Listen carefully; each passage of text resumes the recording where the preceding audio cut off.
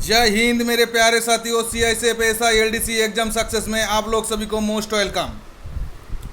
आज हम अभी करेंगे जो क्लास है हमारा, ये जीके से संबंधित है और ये है जो स्पीडी का जो हमारा जीके खजाना क्लास का जो सीरीज चल रहा है उसी सीरीज का ये और एक नेक्स्ट क्लास है। तो देखिए, इससे पहले भी हमने जीके सीरीज का बहुत सारा क्लास किए हैं और हम इस जीके सीरीज में जो आपका स्पीडी का सीरीज लेके चल रहा है, क्योंकि आपका एग्ज़ाम में जो क्वेश्चन आता है प्रीवियस ईयर का उसका ऊपर ध्यान में रखते हुए हम देखे हैं कि स्पीडी और लूसेंट ये दो किताब को थोड़ा थोड़ा ज़्यादा गहराई से नहीं, थोड़ा ऊपर ऊपर से पढ़ लेंगे तो आपके लिए जीके में अच्छा खासा नंबर स्कोर कर सकते हैं। तो चलिए क्लास को शुरू करते हैं। क्लास शुरू करने से पहले आप लोगों से मेरा गुजारिश है, क्लास को अच्छा लगने से लाइक करिए, शेयर करिए, कमेंट करिए और सब्सक्राइब करिए। देखिए, साथ में बेल आइकन को दबा के रखिए ताकि आपको सही टाइम पे नोटिफिकेशन वीडियो का मिल जाए। तो अभी देखिए, ये है हमारा क्या आज का क्लास है, भारत का परिवहन। परिवहन का मतलब क्या होता है कि हमारा जो सड़क मतलब एक जो यातायात माध्यम, अर्थात आपका हम लोग जैसे परिवहन क्या है, परिवहन हम लोग का परिवहन का माध्यम क्या है। देखिए, हम लोग प्राचीन काल से क्या है, हम लोग एक जगह से दूसरा जगह जाते हैं। तो पहले क्या था, प्राचीन काल में आदमी अपना पैर में पैदल पैदल घूमते हुए, खाना बोदोस था तो एक जगह से दूसरे जगह से जाते थे। और उसके बाद क्या हुआ, धीरे धीरे आदमी क्या पहिया का आविष्कार किया और पहिया का आविष्कार हो जाने से क्या हुआ, लकड़ी का गाड़ी का बंदोबस्त हुआ। उसके बाद एक के बाद एक घोड़े का गाड़ी का बंदोबस्त हुआ और ये सब जो भी गाड़ी का बंदोबस्त हुआ, ये जो इसका परिवहन का माध्यम जो था, इसका जो सड़क माध्यम था वो क्या था, मिट्टी का था। मतलब आदमी का मन में बना हुआ सड़क का कोई उस टाइम पे माइंड में था ही नहीं। धीरे धीरे क्या हुआ, जैसे धीरे धीरे आदमी अपना क्या हुआ, अपना डेवलप होने लगा, अब अर्थात आदमी सभ्य होने लगा, तो आदमी का अंदर ज़रूरत बढ़ने लगा। तो आदमी क्या है, जो परिवहन और सड़क का ऊपर बहुत डिपेंड हुआ, क्योंकि आदमी बिजनेस करने लगे, एक जगह से दूसरा जगह सामान, इस जगह से दूसरा जगह सामान ले जाने लगे। तो क्या हुआ, उसमें परिवहन का बहुत बड़ा एक रोल हुआ। ठीक है, तो परिवहन पहले प्राचीन काल में कैसे होता था, पानी के माध्यम में होता था और सड़क माध्यम में होता था। तो प्राचीन काल में क्या था, आदमी जो हवाई माध्यम उसको पता नहीं था। वर्तमान में हमारा जो माध्यम है, 3 माध्यम है। एक क्या है, सड़क माध्यम है, एक पानी वाला जो माध्यम है और दूसरा है आपका हवाई माध्यम है। तो क्या हुआ, जैसे हमारा भारत में जैसे हमारा पलासी के युद्ध के बाद जैसे ईस्ट इंडिया कंपनी भारत में क्या अपना वर्चस्व स्थापित कर लिया, तो उन्होंने क्या किया, सड़क माध्यम और साथ में उसका मतलब जो जल माध्यम, जो आपका जलमार्ग, तो पहले तो वास्को ड गामा में मतलब डेवलप किया था यूरोपियन देशों ने। मतलब एक तरह से हम बोल सकते हैं हमारा जितना भी जो माध्यम है, तीनों माध्यम का जो डेवलप किए थे, ये क्या थे, ब्रिटिश ईस्ट इंडिया कंपनी। तो चलिए हम लोग वही चीज़ को आज पढ़ते हैं, ये जो 3 माध्यम का क्या क्या है। और इसमें आप एक काम करिएगा, इसको आप अंडरलाइन करके रखिएगा। ये जैसे मैं आपको बताता हूँ ना कि आपके पास पीडी का बुक है, तो भारत का परिवहन जो आपका चैप्टर है, उस चैप्टर को निकालिए और मोस्ट इम्पोर्टेंट क्वेश्चन को अंडरलाइन करिए। आपके पास इसका बुक नहीं होने से आपका मैं ये PDF आपका व्हाट्सएप ग्रुप और आपका टेलीग्राम ग्रुप में डाल दूंगा। आपके पास किताब है तो उसको क्या करिए, किताब को अंडरलाइन करिए। किताब नहीं होने से वीडियो को 3-4 बार देखिए, उसके बाद PDF को आप पढ़िए, देखिए आपका ऑटोमेटिक आपका क्या होगा, मेमोरी में सेट हो जाएगा। तो देखिए, सबसे पहले क्या है, केंद्रीय सड़क निधि का गठन। जो केंद्रीय सड़क निधि होता है उसका गठन कब हुआ था, देखिए 1929 में हुआ था। 1929 का टाइम था हमारा, जो हम लोग उस टाइम हमारा भारत स्वाधीन नहीं हुआ था। तो आप इस चीज़ को समझ सकते हैं कि 1929 में क्या हुआ था, ये उस टाइम आपका सड़क निधि का गठन हुआ था। और ये जो गठन हुआ था, इसी टाइम एक 1929 डेट और एक चीज़ के लिए इम्पोर्टेंट है, ये है आपका पूर्ण स्वराज। जो पूर्ण स्वराज का जो मांग हुआ था कांग्रेस का अधिवेशन में, ये 1929 में हुआ था। तो इस चीज़ को ध्यान रखिएगा। अभी देखिए, ये क्या हुआ, केंद्रीय सड़क निधि का गठन 1929 में हुआ, तथा सीमा सड़क संगठन का स्थापना कब हुआ, 1960 में। तो आप समझ सकते हैं ये हमारा 1960 है, जब हमारा भारत स्वाधीन हो गया था, भारत का अपना कॉन्स्टिट्यूशन हो गया। क्योंकि 1964 में हमारा क्या होता, 1946 में जो कैबिनेट मिशन आया था, कैबिनेट मिशन ने हमारा क्या किया था, कैबिनेट मिशन ने हमारा भारत का जो एक संविधान बनाने के लिए जो भी आपका प्रोसेस था इन्होंने किया था। और ये कैबिनेट मिशन का जो सदस्य था, जो मेंबर था, वो 3 आदमी थे। इस चीज़ को भी ध्यान रखिएगा। कौन कौन थे? AB अलेक्जेंडर, पैथिक लॉरेंस और स्टेफोर्ड स्क्रिप्स। ठीक है, तो अर्थात हम लोग ये चीज़ समझ सकते हैं, हमारा जो संविधान जो बना था, संविधान हम लोगों का बनने में जिसका सबसे बड़ा हाथ था वो था डॉक्टर BR अम्बेडकर। ठीक है, हम देखिए, आपको इसलिए आप सोच सकते हैं कि सर कहाँ परिवहन पढ़ाते पढ़ाते अपने पॉलिटी में चला गया।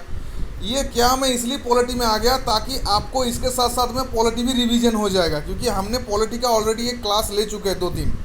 ठीक है, और आगे भी क्लास लेंगे। तो देखिए उसके बाद क्या है, कैबिनेट मिशन हुआ। कैबिनेट मिशन के बाद क्या हुआ, हमारा 2 साल 11 महीना 18 दिन में क्या हुआ, भारत का संविधान बन के तैयार हो गया। और 1949 में क्या हो गया, जो 26 नवंबर को हमारा भारत का संविधान को लागू कर दिया, मगर पूर्ण रूप से लागू नहीं किया। पूर्ण रूप से लागू किया 26 जनवरी 1950 में। तो इस चीज़ को याद रखिएगा।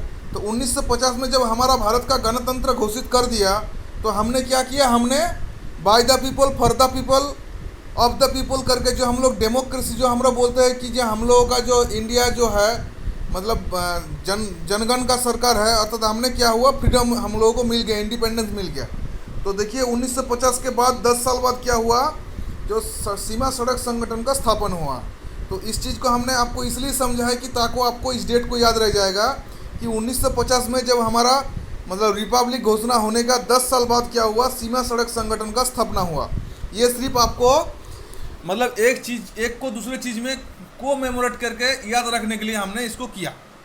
ठीक है, अभी चलिए उसके बाद देखिए, भारतीय पर्यटन विभाग निगम जिसको बोलता है ITDC का गठन अक्टूबर 1966 में किया गया था। अर्थात सीमा सड़क संगठन का स्थापना होने का 6 साल बाद क्या किया था, क्या किया गया था, भारतीय पर्यटन विभाग निगम ITDC का गठन अक्टूबर 1966 में किया गया था। तो ठीक है, देखिए उसके बाद क्या है, 3 नंबर क्वेश्चन, ये तीनों का तीनों इंपॉर्टेंट है, आप अंडरलाइन करके रखिए। देश में सड़कों की कुल लंबाई क्या है,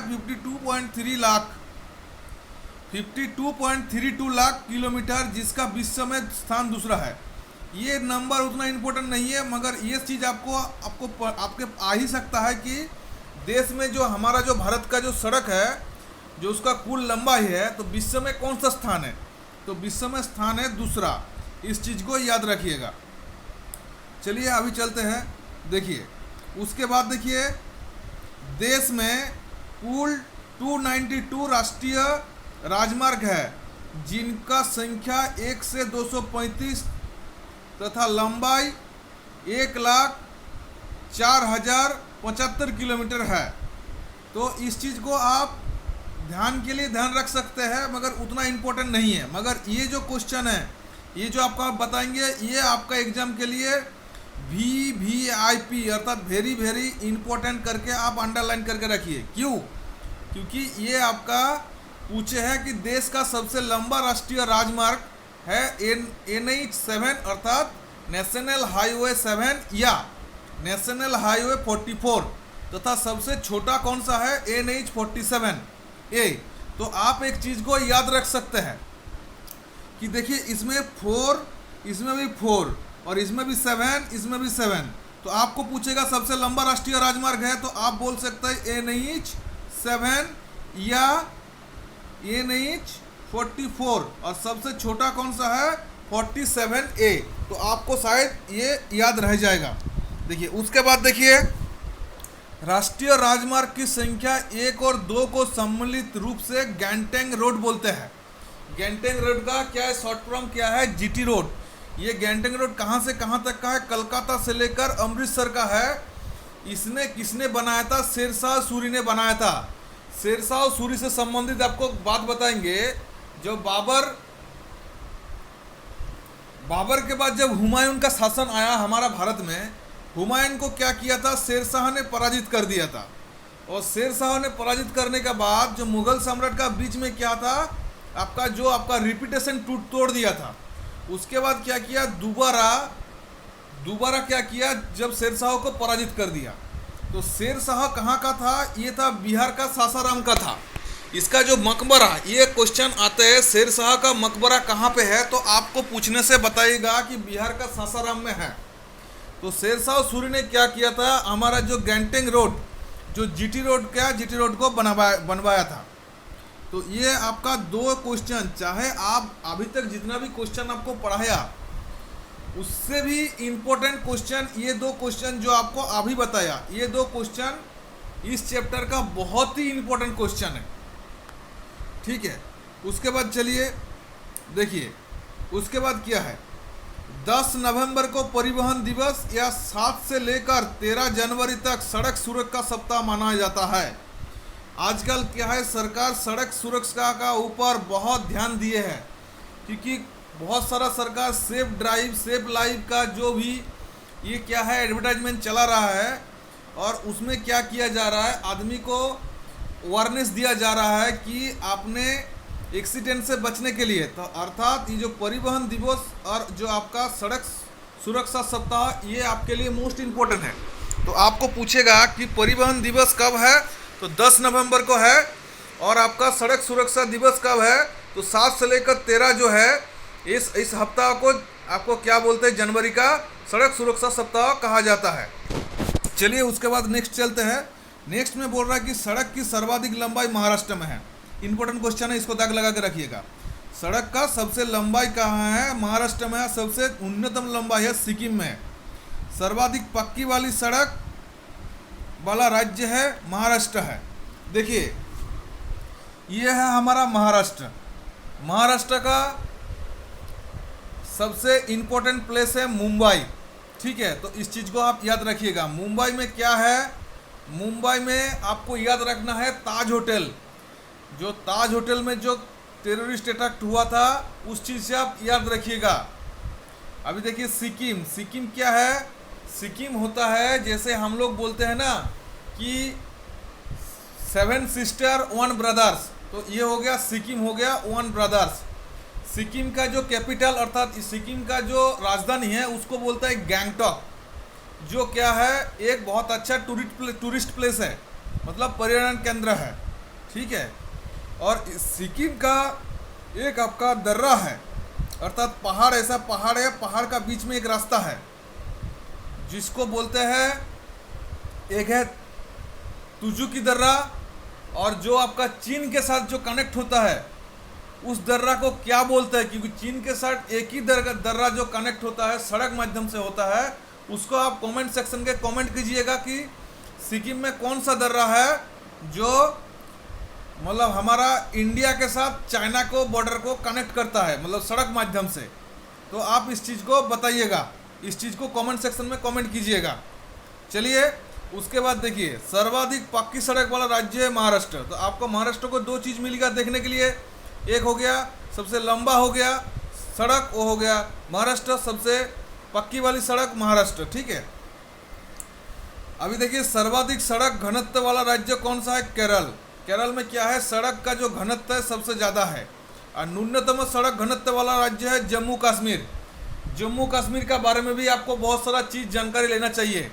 ठीक है, जम्मू कश्मीर को वर्तमान में जो ये जो आपका राज्य था, इसको वर्तमान में 2 मतलब यूनियन टेरिटरी अर्थात केंद्रीय शासित प्रदेश में डिवाइड कर दिया। एक हो गया लेह लद्दाख, ठीक है, एक हो गया जम्मू कश्मीर।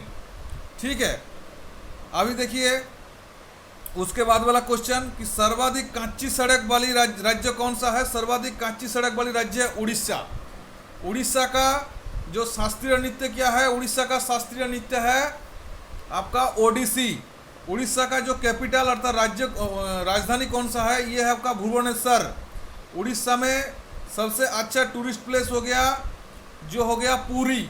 पुरी में जो सूर्य मंदिर है उसको बोला जाता है क्या बोला जाता है, सूर्य मंदिर को बोला जाता है ब्लैक, आपको व्हाइट पकड़ा, और जो आपका सूर्य मंदिर जो कोणार्क है उसको बोला जाता है ब्लैक पकड़ा।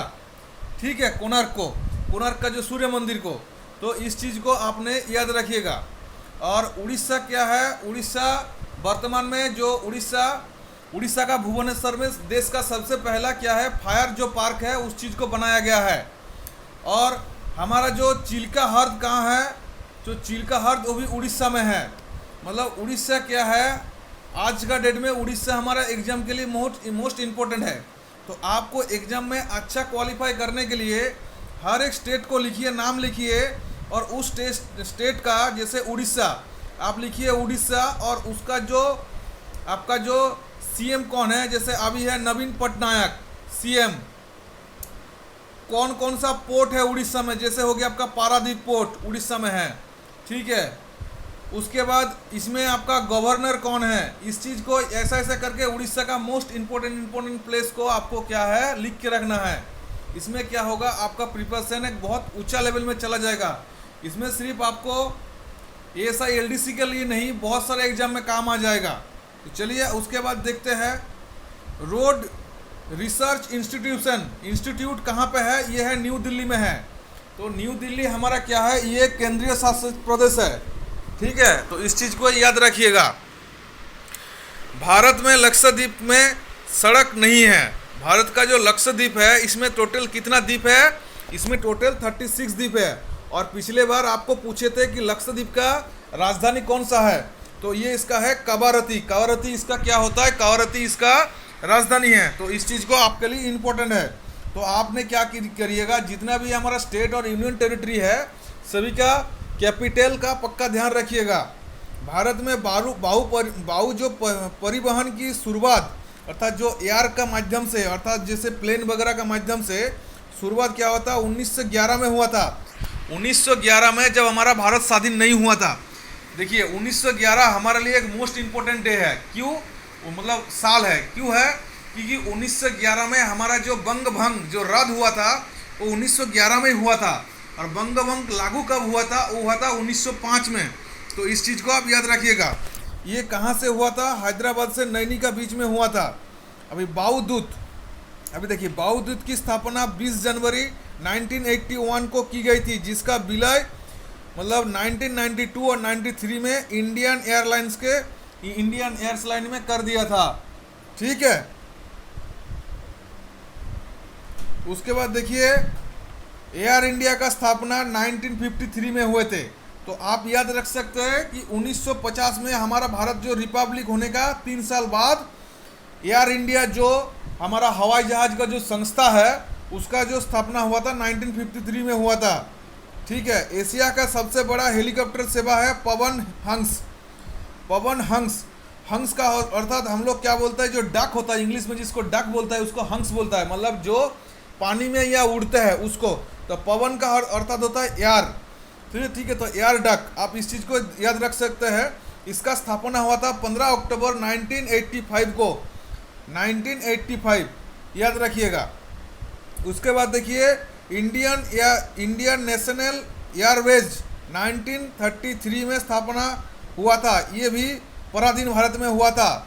भारतीय विमानपत्तन प्राधिकरण का गठन 1 अप्रैल 1995 में किया गया था। ठीक है, उसके बाद देखिए विश्व का सबसे बड़ा यात्री विमान एयरवेज 380 है, 380 है। तो इस चीज़ को आप याद रखिएगा। ठीक है, उसके बाद देखिए जो कोची का हवाई अड्डा भारत का प्रथम निजी क्षेत्र का हवाई अड्डा है। और भारतीय जहाजरानी निगम लिमिटेड की स्थापना 2 अक्टूबर 1961 में की गई थी। उसके बाद देखिए भारतीय जहाजरानी की बड़े की दृष्टि में विश्व में स्थान है 17वां एवं एशिया में दूसरा। तो ये आपके लिए इम्पोर्टेंट है। ठीक है, अभी देखिए भारत में 13 बड़े एवं 200 छोटे बंदरगाह है। देश का सबसे बड़ा बंदरगाह है मुंबई। बंदरगाह मतलब हो गया जो आपका पानी का माध्यम है, जिसमें आपका शिप चलता है, जहाज चलता है, उसको बोलता है बंदरगाह। तो देश का सबसे बड़ा बंदरगाह है मुंबई। मुंबई में हवाई सेवा जो जवाहरलाल नेहरू बंदरगाह देश का बंदरगाह, सॉरी ये जो आपको बताया था बंदरगाह अर्थात बंदरगाह होता है।